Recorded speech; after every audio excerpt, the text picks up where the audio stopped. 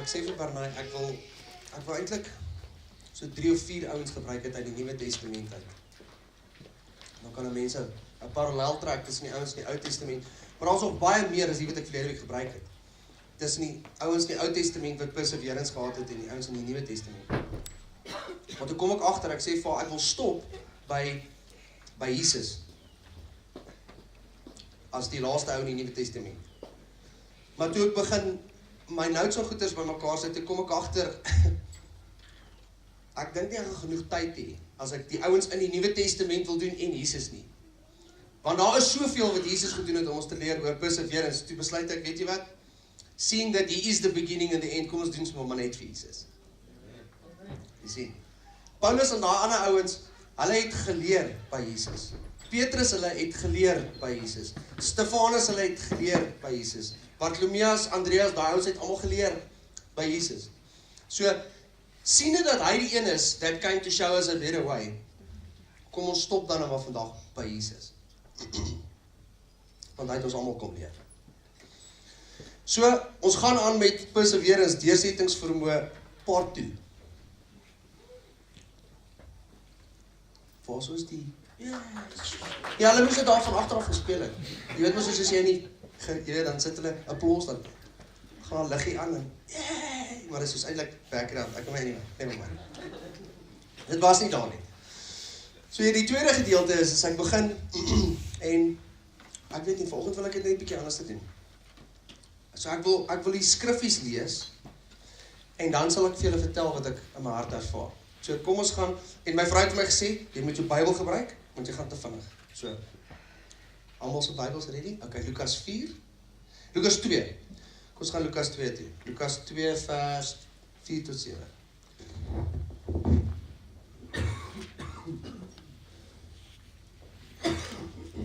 Sorry julle. Lukas 2. Want sy sê as ek dit net van my notes af lees, dan lees ek te vinnig, dan kan die mense nie daar kom nie. So Luke 2, verse 4 to 7, and it says, die eerste gedeelte daar is, ons praat oor perseverance, ons praat oor deursettingsvermoë. Hier is die gedeelte waar Jesus gebore word. Deurlopend wil ek hier met julle die hele tyd kyk na deursettingsvermoë. En ek gaan nou vir julle verduidelik hoe hierdie inpas. Jesus is gebore as 'n mens. Kan ek hier amen? Amen. So, hy was sonder sonde. Amen. Amen. Maar, hy was 'n mens soos wat ek en jy was. Amen. Right, beteken, as hy geval het hy seer gekry, hy het gebloei. Hy was nie soos Zeus of Hercules of al die ander pikkewyne waarvan hulle praat in mitologie wat indestructible was nie. As hy sy hamer gevat het en hy het sy duim raak gekap, hy het nie in tale gepraat nie sover ek weet, maar hy het seer gekry. Hy het gebloei. Jy kan dit sien op die kruis ook, waar ons heel laaste gaan kom. Maar Jesus was 'n mens soos wat ek en jy mens was. Dit beteken, hy het groot geword, saam met ander mense. Ander kinders, hy was 'n kind gewees. Kyk nou hierso. So, Joseph went up to Galilee, out of the city of Nazareth into Judea, to the city of David, which is called Bethlehem, because he was of the house and the lineage of David. Nou daar's 'n sensus wat geroep is deur die keiser of deur die Herodes en gesê, okay, almal moet teruggaan na die stad waar jy gebore is sodat ons julle kan tel. To be registered with Mary, his betrothed wife, who was with child. So it was that when they were there, the days were completed for her to be delivered. And she brought forth her firstborn son, and wrapped him in swaddling clothes, and laid him in a manger, a feeding trough, because there was no room for them in the inn. Nou, om het in perspektief vir jou te bring, kom verduidelik ek gou vir jou, as ons deesdae kindertjies by die kleuterskool vra, hoorie, waar is jy gebore? Wilgers Hospitaal. Dit is great. Waar is jy gebore? Ja, Boksburg Hospitaal. Waar is jy gebore? Adisla Ben Kliniek. Waar is jy gebore? Nee, in 'n stal. Kom ek hier? Ja, ek is op 'n plaas gebore, well, actually, in Bethlehem. Buitekant Bethlehem, eintlik, naby 'n hotel, maar nie in die hotel nie.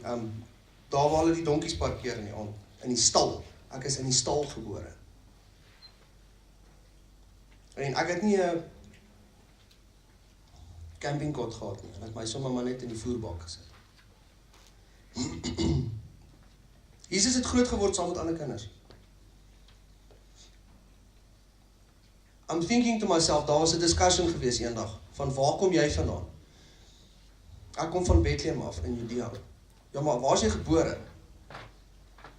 Want in daai tyd, daar was midwives, daar was vroedvroue gewees. So, meeste kinders was in die huis gebore, en dit was standaard, dit was normaal. Daar was nie Medikliniek en Discovery gewees nie. So, daar was vroedvroue en hulle is nie huis gebore. So, om in die huis gebore te word, was fyn. Ek meen, dit was standaard. Dit is nie standaard om in 'n stal gebore te word nie. Dit was anders. So reg deur sy lewe, vandat Jesus groot geword het, het hy geloop met hierdie ding van, jy's anders. Met my pa maak altyd hierdie joke, hy sê, some are wise and some are otherwise. So van kleintyd af was Jesus otherwise. Hoekom? Wel net vir die feit dat hy in 'n ander plek gebore is die res van die kinders. Waar is jy gebore? By my ma se huis. Waar is jy gebore? By my ma se huis. Waar is jy gebore? By my ma se huis. Waar is jy gebore? In 'n stal. Kan jy verstaan wat ek sê? Hy het gevoelens gehad, hy het emosies gehad, hy het gevoel net soos wat ek en jy voel. Toe Jesus by Lazarus se graf staan, net voordat hy met die dood uit opgewek het, die Bybel sê, dis die kortste vers in die Bybel, by the way, Bible quiz, vir die van julle wat nie weet nie, it's the shortest verse in the Bible, it's 2 words, it says, Jesus wept. Hy het gehuil, hy was seer, hy was bedroef, oor mense se ongeloof, met ander woorde, hy het gevoel. So van sy geboorte af, moes hy perseveer. Nou, kom ons gaan na Matteus 2 toe. Net so eentjie terug. Matteus 2.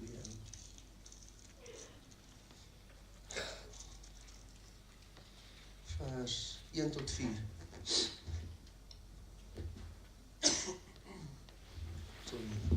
Now after Jesus was born in Bethlehem of Judea in the days of Herod the king, behold, wise men from the east came to Jerusalem, saying, Where is he who was born king of the Jews? For we have seen his star in the east, and we have come to worship him. When Herod the king heard this, he was troubled, and all Jerusalem with him. And when he had gathered all the chief priests and scribes of the people together, he inquired of them where this Christ was to be born. So they said to him, In Bethlehem of Judea, for as it was written by the prophet. Nou wie van julle ken eintlik die storie agter die storie hoekom Herodes eintlik wou geweet het waar Jesus gebore is? Hy wou hom doodgemaak het. He didn't want to go and worship him. Onthou, hy was die koning gewees daai tyd. So toe hy hoor daar's 'n ander koning wat gebore gaan word, toe wil hy planne maak om sy seat in die parlement te hou, soos party ons, nou, ons praat nou nie politiek in die kerk nie. Anyway, so, hy wou nie sy seat of power verloor nie. So hy vra vir die ouens, luister, when you found him, come back to me and give me a report. Sê vir my waar hy is, presies, sodat ek ook kan gaan en hom kan gaan aanbid. Maar dit was nie sy plan nie. Die volgende oomblik kom daar ouens met perde deurgery en hulle maak al die babasientjies dood. En Jesus hulle moet vlug. Maria, Josef en Jesus moet vlug op 'n donkie Egipte toe. Now, we've already established that Jesus was a person like you and me, dat hy emosies gehad het. Wie van julle het al bietjie gelees oor babietjies wat trauma ervaar as hulle nog binne hulle ma se baarmoeder is? Julle weet daarvan. It's medical science. Okay? So, as jy 'n klein kindjie vat en hy voel onrustig, selfs al binne in sy ma se baarmoeder, dan veroorsaak dit seker emosies in 'n kind.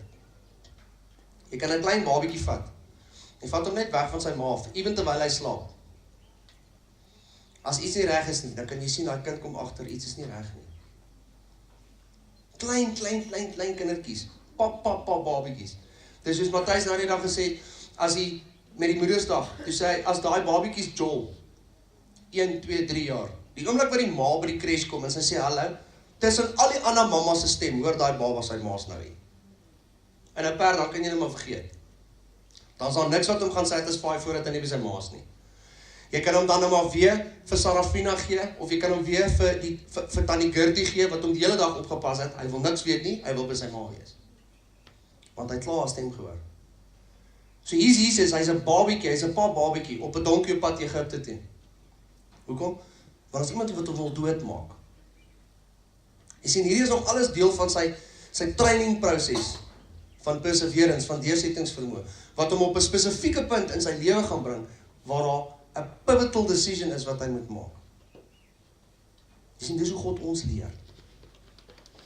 Baie kere dan kyk jy nou hoe jy groot geword het, en sê jy vir die Here, maar why? Hoekom? Ons gaan ons in anti-stenie mode. Ek weet nie kom ek altyd so met suffer. Hoekom het ek het so moeilik gehad? Wel, Jesus is in 'n stal gebore en hy het in 'n krib gelê, en toe jag iemand om hom dood te maak.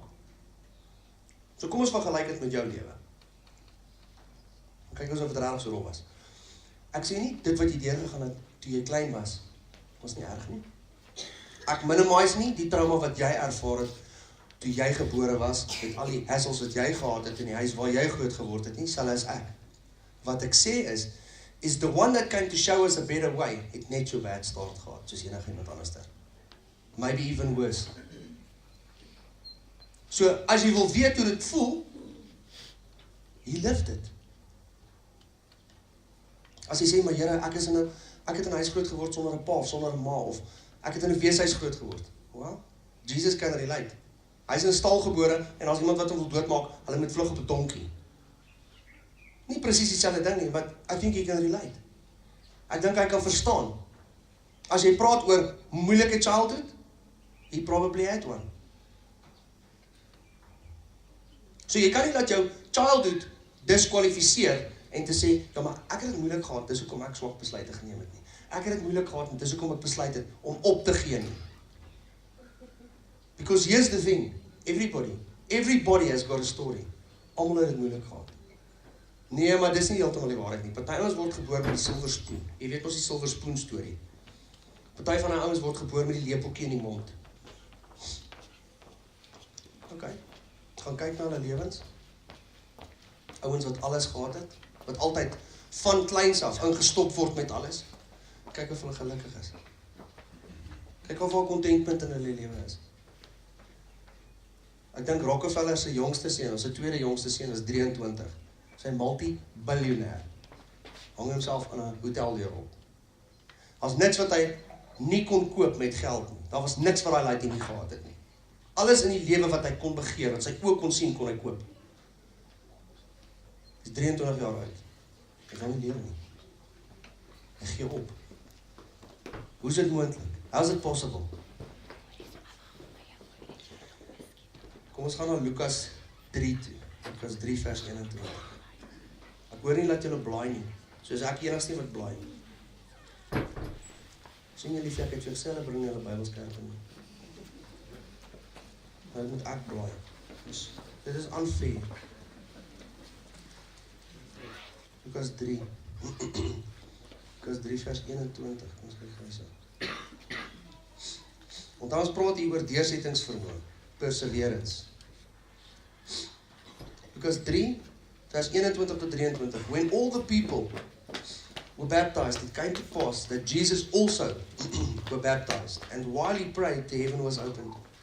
And the Holy Spirit, hoor nou mooi. Hierdie is die King James. Ek kan dit vir julle in die Amplified lees, klink presies dieselfde. The Holy Spirit descended in bodily form, like a dove upon him. And a voice came from heaven which said, "You are my beloved Son, in you I am well pleased." Now Jesus himself began his ministry at about 30 years of age, being as was supposed to the son of Joseph, the son of Eli. Een van twee goed. Die eerste ding is, ons sien altyd hierdie prentjies van Jesus wat in die Jordaanrivier staan, nadat Johannes hom gedoop het, en dan kom daar 'n duif uit die hemel uit. Waar staan, wys vir my, waar staan dat die Heilige Gees het soos 'n duif op hom neergedaal? It says here, the Holy Spirit descended in bodily form. Hoor julle wat hier staan? Dit beteken, jy kon die Gees, die Heilige Gees van God, in bodily form sien op Jesus neerdal. En as hulle praat van soos 'n duif, wie van julle het al gesien hoe vlieg 'n duif? As 'n duif kom, dan kom hy so, hy kom land net so. Soos 'n duif, dit sê nie 'n duif nie. Dan sien ons al hierdie prentjies van, daar's Jesus in die Jordaanrivier en hier kom die duif. Nee. Die Heilige Gees het soos 'n duif op hom neergedaal, so saggies, gentle, in bodily form. Jy kon dit so, die ouens wat daar in die rivier staan, het dit gesien. Gentle like a dove. It came and it descended in bodily form. Dis wat hier staan. Dis wat ek sê nie, dis wat in die Bybel staan. In bodily form upon him. En dan praat dit van, toe hy met sy ministry begin het, was hy 30 jaar oud gewees. Okay, nou here's a question. Jesus is gebore in 'n stal. Hy het saam met ander maatjies groot geword, wat hom probably gespot het. Net nadat hy gebore is daar 'n ou wat hom wil doodmaak. Sy naam is Herodes, hy's 'n koning. Hy het hom gejag vir 'n hele ruk. Die enigste ander tyd wat jy weer lees van Jesus is as hy 12 jaar oud is. Dan staan hy in die sinagoge. Sy maale soek hom. Hulle kom agter. Hulle is al halfpad op. Kan jy hierdie imagine, hè? Jy gaan uit. Check nou hierdie move. Julle gaan koop groceries. En julle besluit julle gaan 'n movie kyk. Kyk movies, koop groceries. Maar ons bly maar op 'n spruit, maar ons is in Pretoria. As jy hier by Donkerhoek kom jy agter maar waar's Frikkie? Ek het hom laas gesien toe ons aan die movies uitgekom het, maar. Okay, jou broer is nie hier nie. Ek weet nie. Okay, so jy's al amper by die huis, jy kom agter, een van jou kinders is missing. Dis great. Waar gaan soek ons hom? Wel, ek sou sê Pretoria. Enigiemand in Pretoria? Dis ons hom laas gesien het. Kom ons gaan terug Pretoria toe.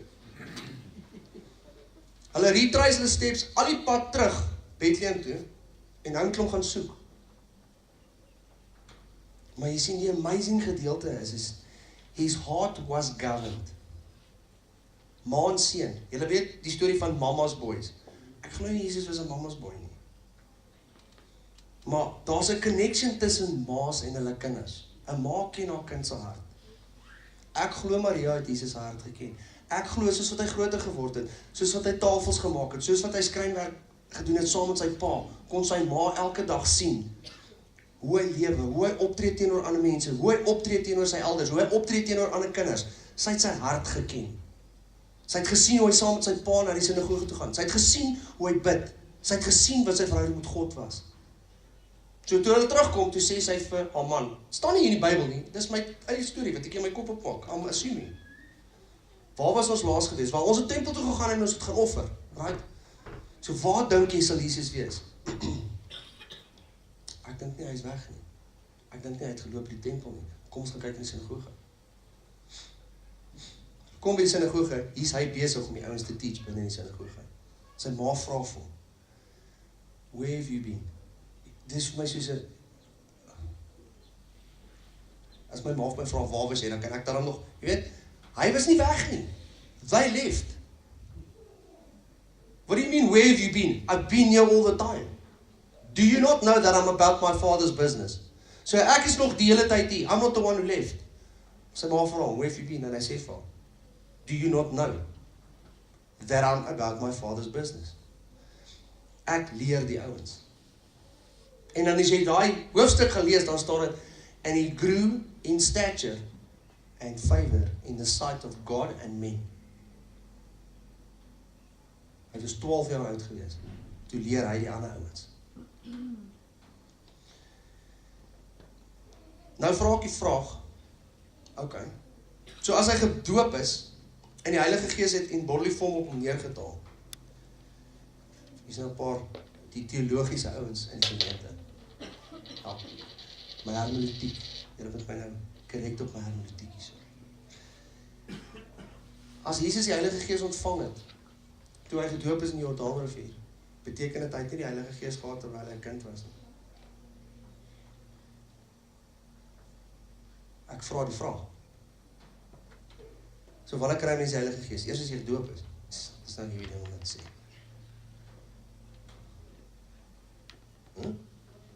Sodra jy begin glo. Okay. Wat is dan die significance dat Jesus eers die Gees ontvang het, nadat hy gedoop is? Want sy ministry het eers begin toe hy 30 het. Hoekom? Selle, onthou julle verlede jaar? Verlede jaar, lekker. Verlede week, Josef, hoe oud was Josef geweest toe hy sy ministry begin het? 30. Want hy moes eers deur die proses gaan. Okay? So, as ek vandag my hart vir die Here gee, kan die Here vandag kom en hy doop my met die Heilige Gees. One shot. Ek hoef nie 30 jaar te wag nie. Stem julle met my saam? Okay? Wat ek sê is die rede wat ek dink, hoekom Jesus eers op hierdie stadium die Heilige Gees ontvang het, is omdat hy eers deur 'n proses moes gaan. Net soos Josef, net soos enigiemand anders daar. So wanneer ek op 'n punt in my lewe kom, waar ek sê, maar hoekom is daar nie krag in my lewe nie? Hoekom kan ek nog nie dit doen nie? Hoekom kan ek nog nie dit doen nie? Hoekom kan ek nog nie dit doen nie? Het jy al geperseveer? Want dit beteken, kom ons sê, net voorstel. Jesus was 3 jaar oud geweest toe hy begin het om saam met sy pa te werk in die houtwerkshop. Dit beteken, hy het vir 27 jaar geperseveer voordat hy by sy ministry het gekom. Hoor hulle wat ek sê? So, hoe lang perseveer jy al? Waar is jou deursettingsvermoë as dit kom by goeders waar jy moet aanhou? Waar jy nie moet opgee nie? Hoe lang is jy al besig met jou huwelik? En dit voel vir jou asof goed nie verander nie. Ek wel, want hy het hier daar voor die kansel gestaan het en het gesê, till death do us part. Did you really mean it? Dis soos hierdie ou, hy sê, hy na die dag het hy so gevoel, en hy praat met sy vrou, en hy sê van, liefie, jy weet, ons is nou al 37 jaar getrouwd, en ek wil net van my kant af jou sê, ek dink nie, jy trek jou uit nie. Ek dink, ek moet vir my 'n jonger vrou kry. Jy weet, toe ons jonger was, het ons in 'n flat gebly, met so 1 bank, en 'n swart en wit TV, en ons het so klein karretjie gery, but at least, as ek in die aand in die bed geklim het, was my bed warm gewees. Sy kyk hom so, sy sê, Koos, dis great. Dis awesome, kry vir jou jonger vrou, dan sal ek seker maak dat jy weer in 'n klein woonstelletjie bly met 1 bank, en 'n swart en wit TV, met so kleinerige karretjie. Hy sê, jong, ouer vroue is so intelligent, they snap you out of your midlife crisis within 2 minutes. So hier is die vraag, waarin perseveer jy? Waarin sit jy in jou lewe? Waar is jy in jou lewe in 'n plek waar jy sukkel om deur iets te kom? Waar jy vir die Here vra, hoekom kom waar's my deurbraak? Hoe lank moet ek nog wag? Anna en Penina. Anna het nie babetjies gehad nie. Sy bid en sy bid en sy bid. Jaar na jaar gaan sy na die tempel toe. Sy vra vir die Here, gee net vir my asseblief 'n baba. Elke jaar as hulle daar kom, dan Penina nog 'n baby. Dan spot sy vir Anna. Teen die tyd wat jy kinders het, kan ek myne al hoërskool toe stuur. Die mense is lelik, mense is rude. En dan kom jy op 'n plek en vra jy vir die Here, maar hoekom? Hoekom het ander mense dit en ek het nie dit nie? Weet jy wat kom ek agter? Ons vergelyk ons lewens so met ander mense se lewens dat ons mis dit wat ons het. Ek moet altyd kyk, maar Here, hoekom kan ek ook nie 'n kar hê soos Magiel nie? Here, kan ek nie op my kamer ry soos Louw nie? Hoekom het Charlene hulle sulke nice klere? En ek moet met 'n jean loop, hoekom? Hoekom kan Carlos sulke nice Solomon tekkies hê? Maar ek moet soos die cheap knock-offs by die Nigerian koop. Why? Hoekom, Here? Kan ek nie maar hê wat alwyn hulle het nie? Kan ek nie maar in Wessel se huis bly nie? Dan sê ek vir myself, wat het ek? Wat het die Here vir my gegee? Dan begin ek kyk na die goed wat geld nie kan koop nie. Wel, kan Louw gitaar speel? I don't know, miskien kan hy, maar ek dink ek kan beter as hy gitaar speel. That's nice. Ek weet ek kan nie beter as hy koffie maak nie. But then again, ek het nie soveel ervaring of practice soos hy nie. Hierdie ou maak koffie vir 'n lewe. That's besides the point. Wat ek sê is, daar's goed wat God vir jou gegee het en vir my gegee het, wat iemand anders nie het nie. Want hy sê, you were fearfully and wonderfully made. God het my gemaak met 'n sekere stel karaktereienskappe en 'n sekere stel skills. Wat Louw nie het nie, wat Ananda nie het nie, wat Magiel nie het nie, wat Andrei nie het nie, wat Caroline nie het nie. Hoekom? Want hy het vir my gegee. So, as ons alles wegvat, alles wat jy besit, al jou geld, al jou investments, né? En ons sit al die mense so langs mekaar en sê, okay, what did God give me that money cannot buy? En jy begin na jouself te kyk en kom jy agter. Wow. God gave me stuff that I've never even seen before.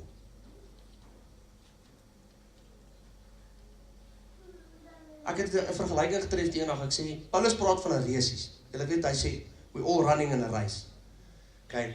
Nou, as my reis op tartanbaan is, en Louw se reis is op 'n sokkerveld, of op 'n rugbyveld, hier is die probleem. As jy met jou spikes, né, op die sokkerveld gaan klim, wat van gras gemaak is, my broer, ek het vir jou slegte nuus. Jy gaan nie so lekker wegkom nie, hoor. Of gaan klim met jou toks op tartanbaan.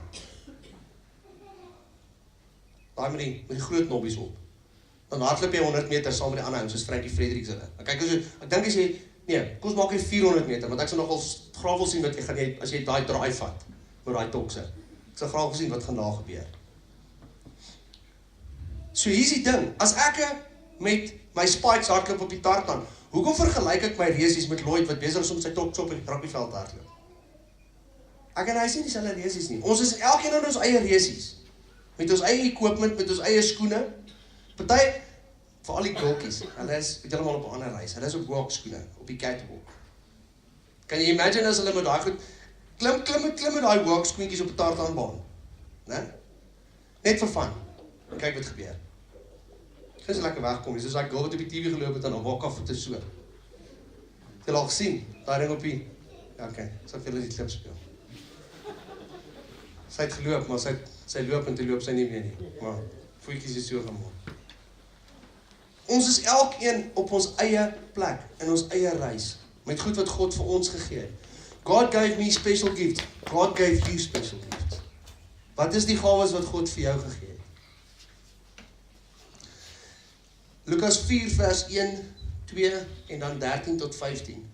Ek gaan nou nie blaai nie, want hulle blaai nie saam met my nie lief. Then Jesus, full and controlled of the Holy Spirit, returned from the Jordan, and he was led by the Holy Spirit.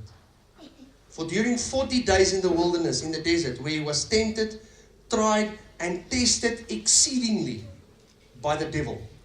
And he ate nothing during those 40 days. And when they were completed, he was hungry. And when the devil had ended every complete cycle of temptation, he temporarily left him and stood off from him until another more opportune and favorable time. Then Jesus went back full of and under the power of the Holy Spirit into Galilee, and the fame of him spread through the whole region. And he himself conducted a course of teaching in their synagogues, being recognized and honored and praised by all. Het is fisies onmoontlik om vir langer as 3 dae sonder water te bly. Weet julle dit? Na 3 dae gaan jy dood as jy nie water drink nie. Daar's mense wat al 40 dae, ek weet van mense wat 40 dae al gevas het sonder kos, net met water. Jy kan vir 40 dae sonder kos bly. Kan nie vir langer as 3 dae sonder water bly nie. But here's the thing.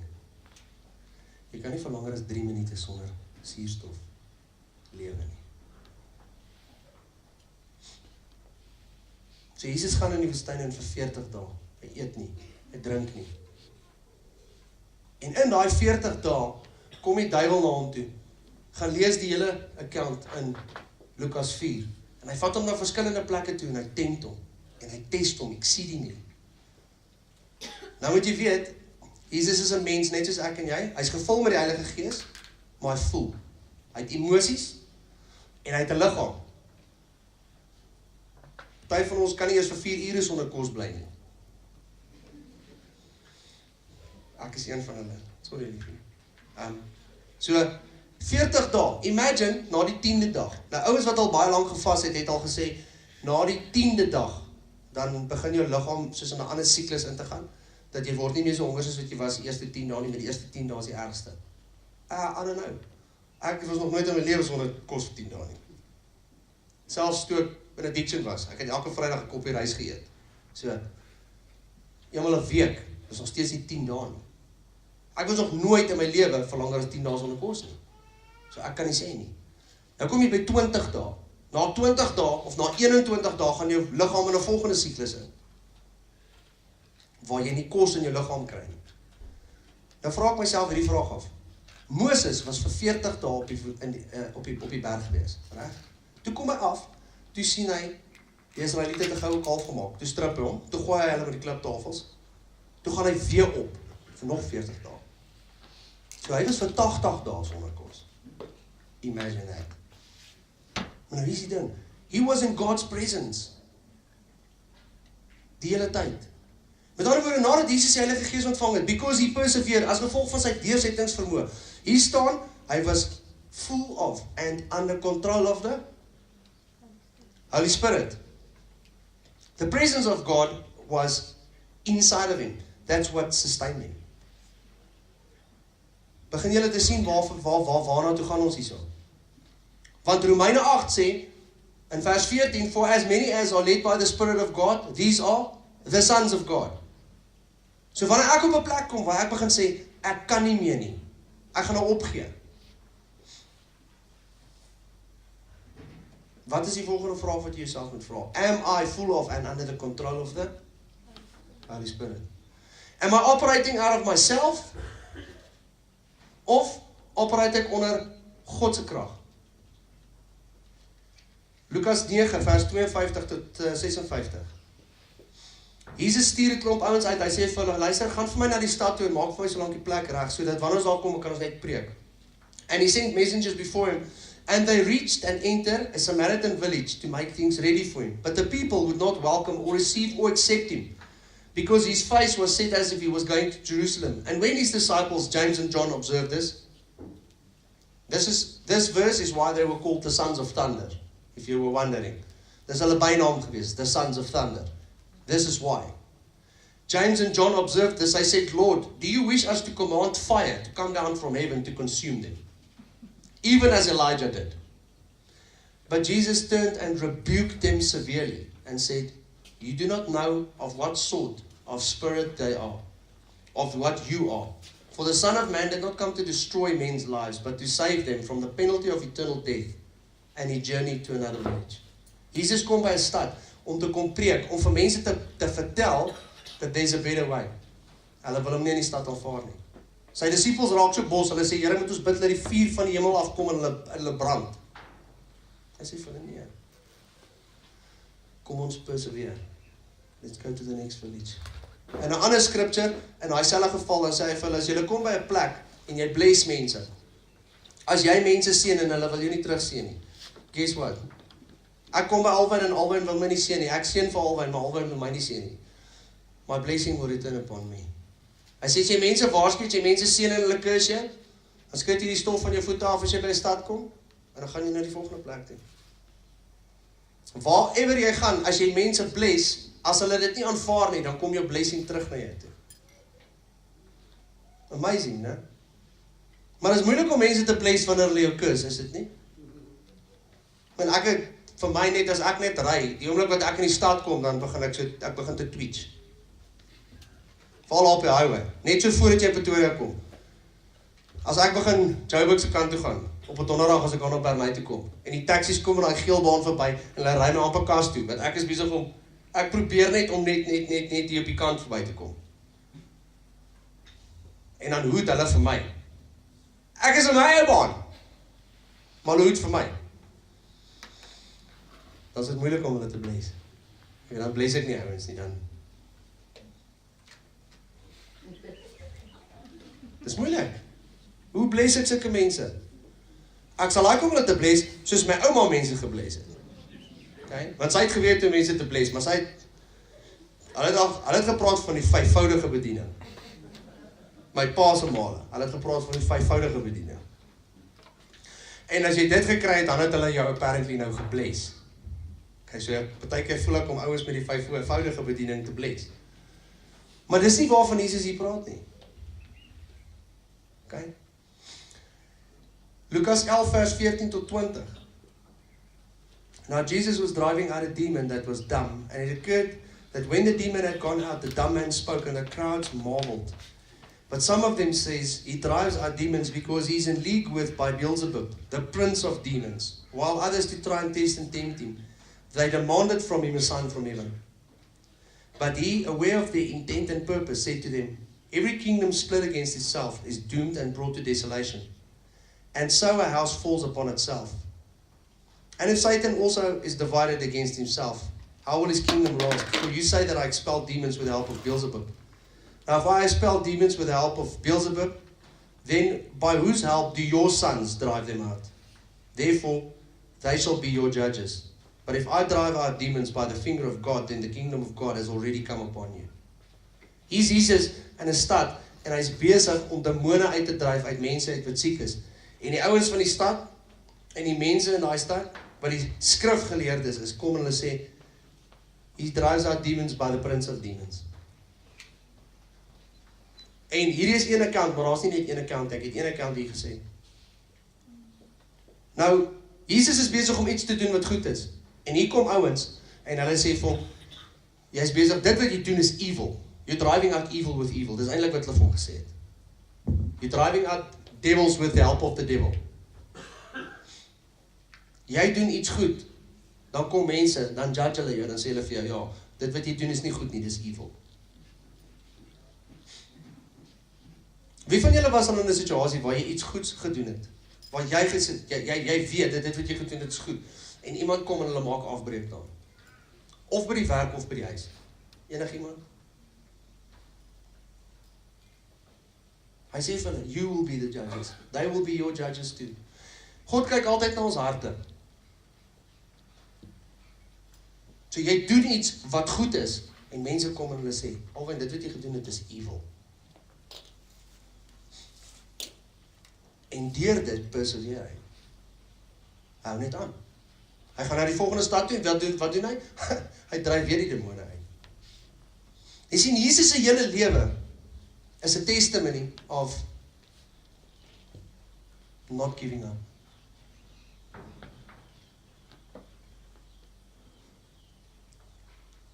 Hier is nog 1, 2, ag, Rousseau, ek het jou bordjie gesien, ek sien nou, ek sien hom, amper. Jesus maak 'n stelling in Johannes 6 vers 53 en 60, waar hy sê, if you don't drink my blood and if you don't eat my flesh, then you have no part in me. En die disciples sê vir hom in vers 60, when his disciples heard this, they said, this is a hard and a difficult and a strange saying, and it's offensive and it's an unbearable message. Who can stand to hear it? Who can be expected to listen to such a teaching? And after this, many of his disciples drew back, and they returned to their old associations, and they no longer accompanied him. And Jesus said to the 12, will you also go away? Jesus kom op 'n plek waar op een slag, daar was die 12 disciples, en daar was 70 ander disciples wat hom gevolg het. Op een slag, move daar 70 ouens uit sy ministry uit. Kan jy imagine, is al 70 mense uit die kerk uit move vandag? En dan vra die pastoor vir die 3 ouens wat oor is, ek wil julle ook waai. Op een slag, 70 ouens. Jesus hou nie op preek nie. Petrus maak die volgende stelling, hy sê, Lord, you have the words of life. Where else will we go? Jy sien, maar dit het nie vir Jesus gestop nie. Jesus het vir hulle gesê, julle 12 wat oor is, wil julle ook gaan? Want irrespectief, as hulle vir hom gesê het, hulle wil go, so Jesus nog steeds aangegaan na die volgende stad toe, en hy sal nog steeds aangegaan preek. His ministry would not have stopped, because of the fact that all of his disciples left him. Because he was never in a place where he gave up. He was never in a place where he contemplated saying, I'm not going to finish. I'm not going to get to the place where I need to be because I know that God has created me for a purpose. Jesus het geweet van die eerste dag af wat hy gebore is. That he was created by God to die for the sin of men. So that through his death and his sacrifice, we could be put in a place of right standing with God again. Van die begin af. And there was nothing that was going to stop him from reaching that goal. Paulus praat in Efesiërs, hy sê, Jesus despised the cross for the glory that was set before him. Hy het geweet van die begin af. Daar gaan 'n dag kom wat hulle hom gaan doodmaak. But he will rise again. Deserted by his own disciples. In Gethsemane, Lucas 22 vers 39 tot 44. And he came and he went, as was his habit, to the Mount of Olives. And the disciples also followed him. And when he came to that place, he said to them, pray that you may not all enter into temptation. And he withdrew from them about a stone's throw and knelt down and prayed and said, Father, if you are willing, remove this cup from me. Yet not my will, but always your will be done. And there appeared to him an angel from heaven, strengthened him in his spirit. And being in agony of mind, he prayed all the night, more earnestly and intently, and his sweat became like great clots of blood dropping down onto the ground. Ek sukkel om vir 10 minute aan mekaar te bid. Jesus bid reg deur die nag. Van die tyd nadat hulle klaar geëet het, tot die tyd wat hulle in Gethsemane gekom het, kan jy vir jouself omtrent uitwerk, as jy gaan kyk na die tradisie, hulle het omtrent so 7 uur. Klaar geëet, so kom ons sê, 7 uur, kom ons sê vir argument sake, 8 uur het hulle in die tuin van Gethsemane aangekom. Hulle het Jesus die volgende oggend, so 6 uur, gearresteer. Net so voor sonsopkoms. So, reg deur die nag. Van 8 uur die aand af tot 6 uur die volgende oggend het hy gebid. Elke keer dan gaan hy na Petrus hulle toe en sê, kan julle nie net vir 1 uur saam met my wakker bly om saam met my te bid nie. Elke keer raak hulle aan die slaap. Dan vra ek myself die vraag af, where's my prayer life? Where's your prayer life? Hoe lank bid jy? En dit gaan nie oor hoe lank jy kan bid nie, dit gaan net oor, how long can I be staying how long can I be focused on the things of God? Hoe lang kan ek my mind occupy om te sê, okay, kom ons sê, hoe lang kan ek worship?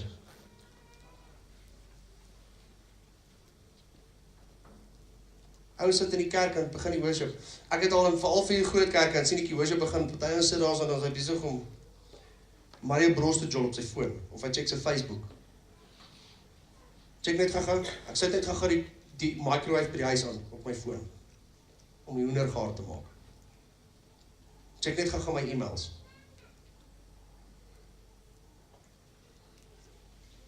Julle lyk baie stil. Julle is baie stil.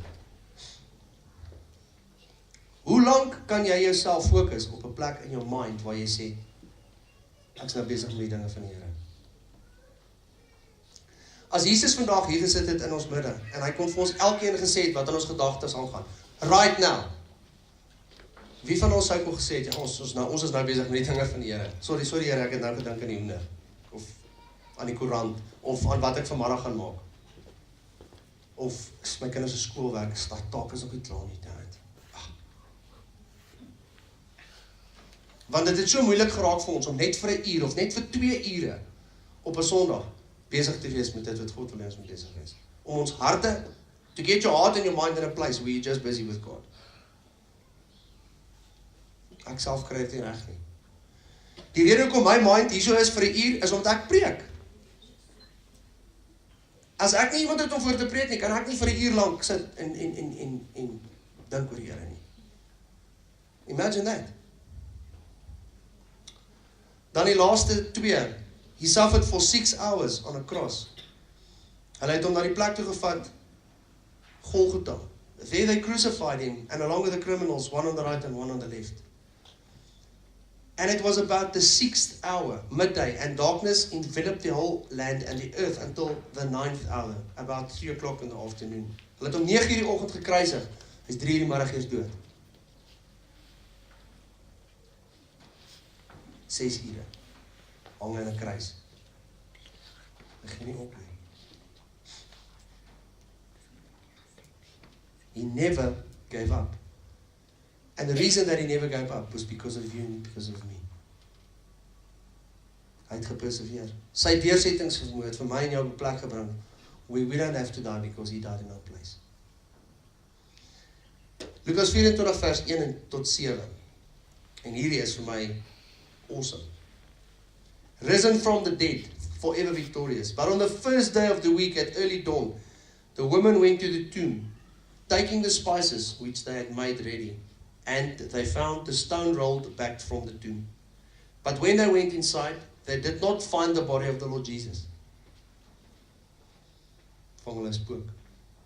And while they were there, perplexed and wondering what to do about this, behold, 2 men in dazzling raiment suddenly stood beside them. And as the women were frightened and were bowing down their faces to the ground, the men said to them, why do you look for the living among those who are dead? He is not here, but he has risen.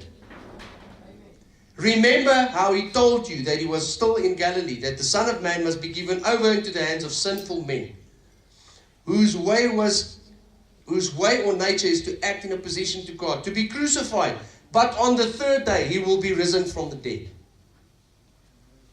That's why he died, so that he could rise again, so dat hy kon opstaan vir my en vir jou.